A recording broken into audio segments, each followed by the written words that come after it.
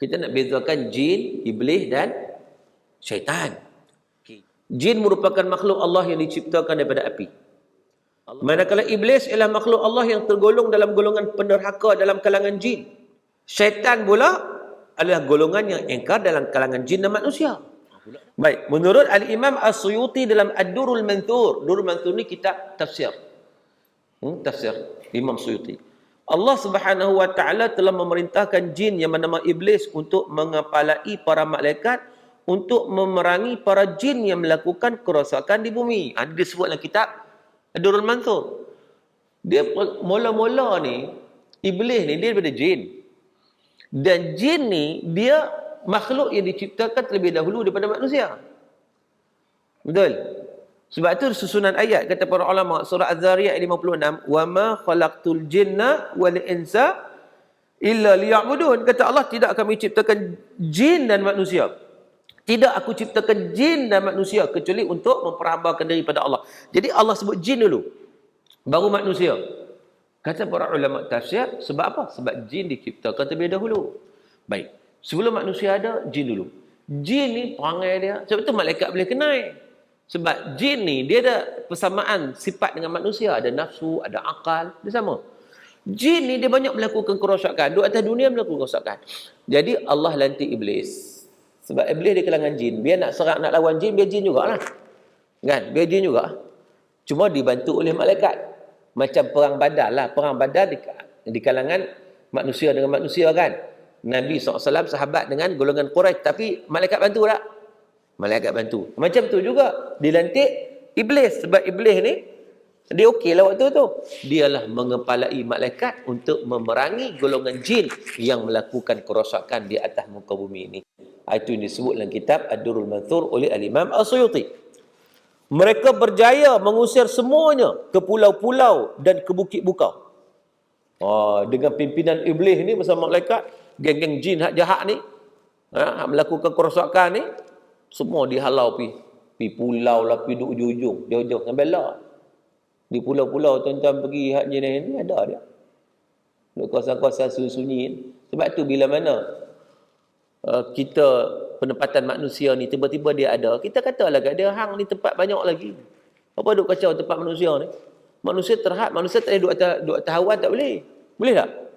Manusia tak boleh duduk atas lautan, kenapa nak duduk dengan siapa? Hang ni banyak tempat, habis duduklah sama. Itu contohnya lah. Jadi mereka berjaya mengusir semuanya ke pulau-pulau dan bukit bukau. Iblis rasa bangga dan bongkak atas kejayaannya itu. Meskipun kebongkakannya itu tidak disedari oleh para malaikat. Jadi maknanya dia rasa hebat. Hebat aku. Aku berjaya. Dia bongkak. Kelebihan itu menyebabkan dia sombong. Maka punca yang menghalang iblis untuk sujud pada Nabi Adam tak lain dan tak bukan kerana sifat bongkak, sombong dan riak. Dia rasa dirinya lebih jauh baik daripada Nabi Adam alaihissalam. Bila Allah berfirman dalam Quran, maksud bila ditanya kepada dia, apakah penghalang yang menyekat kamu daripada sujud? Kata Allah, ketika aku perintah, dia kata, iblis dia kata apa? Aku lebih baik daripada Adam. Khalaqtani min nar wa khalaqtahu min tin. Dia kata, ya Allah, kau ciptakan aku daripada api, sedangkan kau ciptakan dia daripada tanah. Aku lebih baik lagi, kata iblis. Dalam surah Al-A'raf ayat 12. Lalu iblis dengan angkuhnya mengisytiharkan permusuhan yang abadi dengan manusia. Oleh kerana Allah melantik Adam AS, dia tak puas hati. Bila tak puas hati, dia kira musuh bila-bila. Allah menyatakan bahawa iblis berkata, demi kekuasaanmu, ya Tuhanku, aku akan menyesatkan mereka semuanya. Aku akan menyesatkan mereka semuanya, kecuali hamba-Mu antara zuriat Adam itu yang mukhlis, yang ikhlas kepada Allah Ta'ala. Yang betul-betul ikhlas. Jadi maknanya dia minta pada Allah, minta supaya dilanjutkan usianya untuk dia merencanakan perancangan. Allah bagi. Mana dia akan menyesatkan manusia. Tapi yang dia tak boleh sesat manusia siapa? Golongan yang berilmu dan yang ikhlas. Itu dia tak boleh. Sebab tu kita dituntut untuk berilmu dan ikhlas. Ikhlas tu penting. Sebab ikhlas tu syaitan tak boleh nak mengatasi kita. Tapi kalau ikhlas tak ada, itu mudah iblis syaitan menguasai. Allah telah memberi keizinan kepada iblis untuk mempunyai umur yang panjang. Oleh yang demikian boleh dikatakan bahawa antara ciri utama mengenai iblis adalah dia akan kekal hidup sampai hari kiamat. Penangguhan usianya itu memang telah ditetapkan oleh Allah Subhanahu wa taala. Dalam surah Al-A'raf, Allah Taala berfirman yang bermaksud, iblis berkata, berilah tangguh kepadaku hingga hari mereka dibangkitkan pada hari kiamat. Allah Taala kata, sesungguhnya kamu termasuk dalam golongan yang diberi tangguh. Allah kata, okey, kamu diberi tangguh. Untuk hidup atas dunia ni sahaja, nak menyesat-sat lah. Tapi esok kamu akan kepala masuk neraka bersama golongan-golongan yang kamu sesatkan itu. Jadi maknanya tuan-tuan, sebab itu kita lihat bahawa iblis ni umur dia panjang. Bahkan sampai kiamat. Baik, itu satu isu. Itulah asal usul iblis. Yang asalnya orang baik. Sebab tu nama dia apa iblis? Nama dia apa? Iblis nama apa? Dalam bahasa Hebrew nama dia Azazil. Bahasa Hebrew. Dalam bahasa Arab nama dia Haris. Itu disebut dalam tafsir Ibn Kathir. Nama dia Haris. Ada siapa nama Haris ni? Dia itu nama iblis ke apa aku? Nama tu nama yang baik. Sebelum dia dipanggil sebagai iblis. Iblis ni setelah dia putus asa daripada rahmat Allah, kira dia nak, orang kata alam menyuruh perkasam, dia sampai ke bakal lengan, masuk neraka pun neraka lah, dia tak akan patah balik dah. Sebab tu dipanggil iblis. Sebab tu dipanggil iblis. Asal pun nama dia iblis ni macam gelaran lah, gelaran. Sebab apa? Dia putus asa. Memang dia tak akan patah balik dah. Dia tak akan patah balik dah. Neraka pun neraka lah. Soal begitu. Kan? Ada manusia tiru orang yang itu ada. Neraka. Tu. Neraka. Macam saya pernah sebut dalam kuliah saya sebelum ini. Memang cerita betul. Ada orang yang mari jumpa saya. Dari Ipoh. Ketika saya ceramah di Gombak. Waktu tu saya ingat lama dah. Waktu muda-muda dulu ni. Kan? Jadi saya ceramah kat Gombak. Dia datang rumah anak dia. Di Gombak. Dia jumpa saya. Dia dari Ipoh. Dia kata, ustaz, jiran saya tu, saya ajak pergi masjid. Apa dia jawab? Kalau semua pakat pergi masjid, siapa nak masuk neraka? Tu jawapan dia. Maknanya bagi dia tak dapat neraka lah. Soalah begitu. Dia percaya ke tak tau. Asalnya dia yakin beriman benda dengan neraka, syurga neraka ni. Dia tak peduli dah. Sesuatu ajak aku apa, aku tak mau. Soalah begitu. Aku tak mau, bila aku tak mau. Jenis macam ni. Cumanya manusia ni lagi mana tak mati, ada ruang untuk bertaubat. Tapi iblis tak dah. Memang dia confirm dah. Confirm dia takkan bertaubat lah. Bila-bila. Iblis ni, dia sanggup menghadapi apa jua keadaan. Baik. Beza antara iblis, syaitan dan jin. Apa beza dia? Kita sebut iblis, kita sebut syaitan, kita sebut jin. Apa beza dia? Kena tahu beza dia. Para ulama berbincang panjang tentang perbezaan yang wujud antara iblis, syaitan dan jin, sebagaimana yang disebut dalam tafsir At-Tabari, Al-Qurtubi dan lain-lain. Secara ringkasnya boleh dinyatakan bahawa jin juga merupakan antara makhluk Allah Subhanahu wa taala. Mereka telah diberi tanggungjawab dan amanah untuk memperhambakan diri kepada Allah, sama seperti apa yang sepatutnya dilakukan oleh manusia, oleh kita. Sebab tu Allah berfirman, "Wa ma khalaqtul jinna wal insa illa liya'budun." Sebagaimana ayat kita sebut tadi. Kata Allah, dan ingatlah aku tidak menciptakan jin dan manusia, melainkan supaya mereka memperhambakan, beribadah kepadaku, kata Allah. Jadi maknanya, sebab apa Allah Ta'ala tak kata begitu pada malaikat? Sebab apa? Apa Allah sebut jin dan manusia ya? Tidak aku ciptakan jin dan manusia kecuali supaya mereka itu beribadah kepadaku. Malaikat tak ibadah lah. Malaikat ibadah juga. Tapi sebab apa Allah tak sebut? Tidak aku ciptakan malaikat kecuali untuk beribadah kepadaku. Awak tak sebut gitu. Sebab apa? Sebab apa jin dan manusia ya? Ya Allah sebut ni jin manusia ya. Malaikat tak sebut. Sebab apa? Dia gini. Allah ciptakan malaikat tanpa pilihan. Malaikat tak boleh pilih. Malaikat ni diciptakan untuk, memang dia tak boleh pilih. Ibadat dia. Allah cipta macam pokok diciptakan. Dia boleh pilih tak? Pokok pilih tak? Aku tak naklah jadi pokok apa? Pokok muktan, nak jadi pokok durian. Boleh tak? Boleh tak? Pokok diciptakan untuk manusia. Untuk manusia. Untuk kita sebenarnya. Kan? Malaikat diciptakan untuk taat. Tidak ada. Ada tak malaikat yang tak taat? Ada tak? Ada malaikat tak taat? Tak ada. Cerita Harut dan Marut. Dua malaikat yang diturunkan di muka bumi menjadi manusia, akhirnya mereka itu engkar kepada Allah dan mereka tergantung antara langit dan bumi. Itu cerita Israiliyat, tak sahih. Malaikat mana ada buat dosa? Dalam cerita tu malaikat buat dosa. Malaikat buat dosa. Dia berzina. Oh, malaikat berzina. Ini semua mengarut. Tu cerita Yahudi yang ditambah, yang ditokok tambah, yang dibuat cerita sendiri bagi sedap. Cerita dongeng khurafat. Malaikat ni la ya'suna ma amara Allah wa yaf'aluna ma yu'marun. Dia tak bantah sikit pun perintah Allah. Sebab apa? Sebab mana dia tak nak pilihan. Dia diciptakan begitu. Manusia dan jin Allah bagi pilih. Manusia dan jin Allah bagi pilih.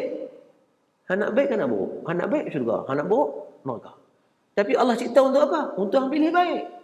Allah cipta tu untuk hang pilih baik. Tapi nak pilih itu, hanglah pilih macam mana? Dua makhluk ni saja yang diberi pilih. Sebab tu kita ni kalau kita betul-betul committed betul-betul, kita akan boleh jadi baik pada malaikat lagi. Sebab malaikat tadi pilih. Kan? Jadi bila kita betul baik, kita maintain betul-betul, kita boleh jadi baik malaikat. Sebab tu para nabi dia manusia tapi dia lebih baik daripada malaikat. Kan? Kalau committed, tapi kalau ke metod lebih teruk daripada binatang lagi. Sebab binatang tak ada akal, tak boleh pilih. Yang binatang kan, dia serondoi siapa pun nak buat macam mana? Dia binatang, dia tak nak fikir apa. Manusia yang lebih teruk lagi, tak menggunakan langsung akal dia, melakukan kerosakan, kemaksiatan. Dia lebih teruk, ulaika kal an'am bal hum adall. Maka seperti haiwan, bahkan lebih teruk lagi. Allah Ta'ala sebut dalam Quran. Jadi boleh pergi lebih tinggi, lebih baik, lebih teruk. Sebab kita dapat pilihan. Dua makhluk ni, malaikat ni jin dan manusia. Justru jin adalah seumpama manusia dari sudut keimanan dan kekufuran. Ada jin Islam, ada jin kafir, kan? Ada jin munafik, ada jin fasik, sama orang. Ada orang Islam, orang kafir, orang munafik, orang fasik sama. Itu.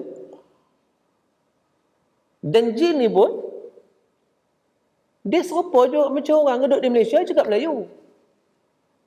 Cakap Melayu. Duduk di Arab Saudi cakap Arab. Kalau jin ada jenis kes ni yang jenis orang yang pernah kena sihir ni mudah terasuk. Sekali tu jin daripada bakat. Bakat ada juga melilau jin dia kan. Masuk kat dia ni. Sakit. Cakap Arab. Ukhruj ya adu Allah. Dia lari. Itu senang sikit halau sebab dia duduk situ lama. Dia duduk buat ibadat. Bila buat jahat sikit, peringat dia, dia lari turun. Cakap Arab tak cakap Melayu. Sekali tu ada seorang pelajar ni, dia dari Baling tau, Baling. Ulu Baling, tahu Baling? Tahu Baling tahu mana? Kedah lah. Tempat-tempat jauh ni, mereka ni, bukan nak kata, dia makna mengaji kampung apa semua, orang putih mana kerti sangat. Boleh dia sikit kokak-kokak gitu, tiba-tiba boleh cakap slang British. Main mana kawan ni boleh cakap slang British? Sedangkan bahasa Inggeris dia teruk. Periksa tu teruk dapat. Sekolah kampung kan. Memang teruk lah. Boleh slang tu serupa macam apa je. Rupanya jin daripada England mai. Jin England tu dia mai, dia singgah kat gereja dekat Kajang. Satu gereja kat Kajang, Kristian juga jin tu pun. Dia jumpa kawan ni, pelak masuk. Bila buat rawatan, cakap kamu tu slang tu dahsyat. Kan? Bila dia sedap tanya dia, hang cakap sekali lagi. Cakap apa? Dia tak reti ya. Dia pun serupa manusia agak jin ni pun. Dia ada bahasa dia, ikut tempat dia duduk lah. Ikut tempat dia duduk. Jadi jin ni pun berbeza akidah. Ada dan pahaman. Islam ada, soleh ada, kafir ada, fasik ada, munafik ada dan sebagainya. Allah Ta'ala berfirman, yang bermaksud dalam surah jin. Dalam Quran ni ada surah jin. Surah cerita pasal jin.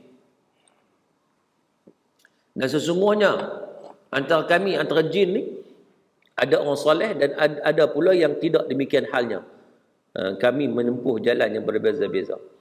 Jadi maknanya ada macam-macam yang kita kata sifat dan keadaan. Ada yang beriman pada Nabi pada. Beriman pada Nabi. Ketika mana Nabi salat subuh balik dari Taif, baca ayat Quran, sekumpulan jin dengar. Lepas tu maka terpegun dengan ayat suci dibaca oleh Nabi SAW. Lalu maka beriman pada Nabi. Jin merupakan makhluk Allah yang diciptakan daripada api. Allah berfirman yang bermaksud, dan kami telah menciptakan jin sebelum Adam dari api yang sangat panas. Surah Al-Hijr ayat 27. Manakala iblis ialah makhluk Allah yang tergolong dalam golongan penderhaka dalam kalangan jin. Al-Quran telah menyatakan dengan jelas, iblis adalah daripada jenis jin, macam disebut tadi. Jadi maknanya, jin diciptakan dari api, satu. Okay. Yang kedua, iblis ni makhluk Allah dari kalangan jin yang menderhaka. Maknanya jin ni ada macam-macam. Ada yang okey, ada yang KO. Ada yang soleh, ada yang beriman. Tapi bila sebut iblis je, ini memang puak-puak mafia lah ni. Sedang bahasa mafia, puak jahat ni. Puak yang sangat jahat. Kufur di kalangan jin. Bukan takat kufur, jahat. Syaitan pula adalah golongan yang engkar dalam kalangan jin dan manusia. Pula dah. Kita nak bezakan jin, iblis dan syaitan. Okay, jin kita tahu dah tadi. Jin ni macam manusia juga. Cuma makhluk beza dekat mana? Jin diciptakan dari api, manusia diciptakan dari tanah. Jin ada Islam, ada bukan Islam, ada kafir, ada munafik. Siapa kan manusia? Okey, ada beza gitu. Iblis ni golongan kafir yang penderhaka daripada kalangan jin. Iaitu iblis ni kita sebut tadi golongan mafia di kalangan jin. Baik, syaitan. Siapa pula syaitan? Syaitan ni Allah sebut ada dua. Syaitan ada dua-dua. Syaitan jin pun ada, syaitan manusia pun ada. Jadi kalau sebut syaitan ni, dia tidak hanya merujuk pada jin. Syaitan juga merujuk kepada manusia. Iaitu golongan yang engkar sama ada dalam kalangan jin ataupun manusia. Sebagaimana firman Allah dalam surah Al-An'am ayat 112 yang bermaksud, dan demikianlah kami jadikan bagi tiap-tiap nabi itu musuh dari syaitan-syaitan yang jenis manusia dan jin. Syayatinul ins wal jin. Musuh yang datang daripada syaitan di kalangan manusia dan jin, kata Allah. Allah sebut sendiri. Sebahagian mereka membisikkan kepada sebahagian yang lain perkataan-perkataan yang indah-indah untuk menipu manusia. Dan jika Tuhanmu menghendaki nescaya mereka tidak mengerjakannya, maka tinggalkanlah mereka dan apa yang mereka ada-adakan daripada perbuatan yang kufur dan dusta itu. Menurut Ar-Raghib Al-Asfahani dalam Mufradat Al-Fadhul Quran, perkataan syaitan bermaksud menjauhkan. Syaitan ni, syaitana ni ba'udah, jauh. Itu asal maksud syaitan. Jauh.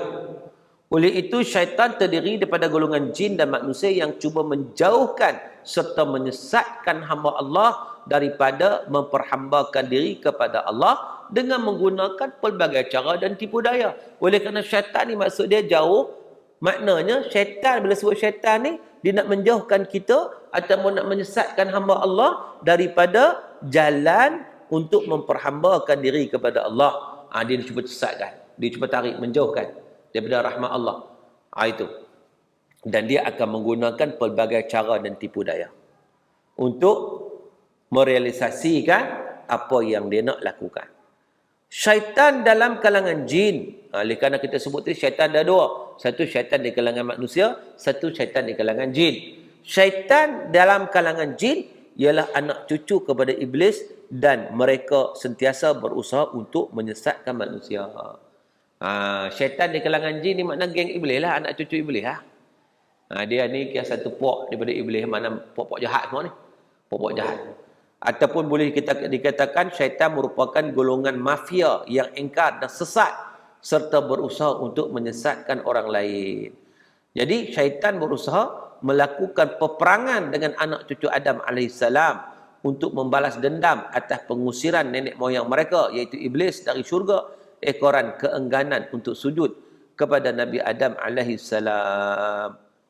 Bagaimana pula syaitan di kalangan manusia? Syaitan di kalangan manusia ialah orang yang nak menyesatkan kita dari jalan Allah. Dia duk ajak buat maksiat lah, dia duk ajak macam-macam benda, dia duk ajak pergi clubbing lah. Malam minggu ni, malam minggu. Tu apa pasal? Free tak? Aku free lah, tak ada cadang pergi mana. Jom, ada satu kelab baru buka. Ui, bagus kan? Jom, lama tak clubbing ni. Kita beritahu dia, hang ni sebenarnya siapa? Setan hang ni. Syaitan lah tu. Kan? Syaitan di kalangan manusia lagi susah. Kalau syaitan di kalangan jin senang sikit. A'udzubillahi minasyaitonirrajim. Boom, dia lari. Syaitan di kalangan manusia ni kita baca apa pun tak lut. A'udzubillahi minasyaitonirrajim. Tu boy, dia renyah gitu. Jomlah, suruh baca apa? Jomlah. Dia duduk jom situ. Lagi kita tak mau duduk jom situ. Lah kali kita pun aku dulu aku tak opi lah mana-mana maksiat. Allah, pergi tengok je teman aku je. Kena buat apa pun. Pergi teman aku je. Nak saja malam-malam minggu ni. Sekali-sekala. Dosa masjid yang kamu ni. Jadi, takkan jadi ustaz-ustazah ni. Dia mula pergi tu pula. Ni setan ni. Cara setan ni. Ini manusia ni. Kita pun tak rasa gap dengan dia sebab dia manusia. Kan? Lah kali pergi juga. Asal teman, lepas teman. Sangkut sekali. Lama-lama, habis waktu begitu je. Kan? Sebab tu kita kena cari kawan yang baik. Jangan cari kawan setan. Sebab dia memberi peranan tu. Kalau kita nak kenal kawan baik, kawan setan tu, utama kalau kita bermusafir sekali, lagi nampak. Contoh kita melancong ke luar negara. Bukan Madinah, okey lah kan. Kita melancong ke luar negara. Iaitu pergi ke Europe. Kita akan jumpa kawan macam mana. Ni nak pergi mana? Bebas. Inilah akan jumpa nak pergi. Cuma kita try. Clubbing kat sini, clubbing kat sana. Enjoy. Lelaki perempuan sekali. Tak kisah halal haram. Setan lah ni. Jadi kita cuba kena avoid. Kalau kita beralam situ, kita tahu. Kita boleh bezakan. Ini setan di kalangan manusia. So, jangan duduk dekat. Kan? Kalau kita nak dakwah, boleh. Tengok kita mampu ke tak. Kalau kita tak mampu, jangan kita dekat. Kalau kita mampu, tak apa. Takut kita yang tersaruk atau kita yang dibawa mengikut jejak langkah mereka. Wal'iyadzubillah. Cukup bahaya. Sebab syaitan tadi maksud dia apa? Yang menyesatkan kita daripada jalan Allah Subhanahu Wa Taala.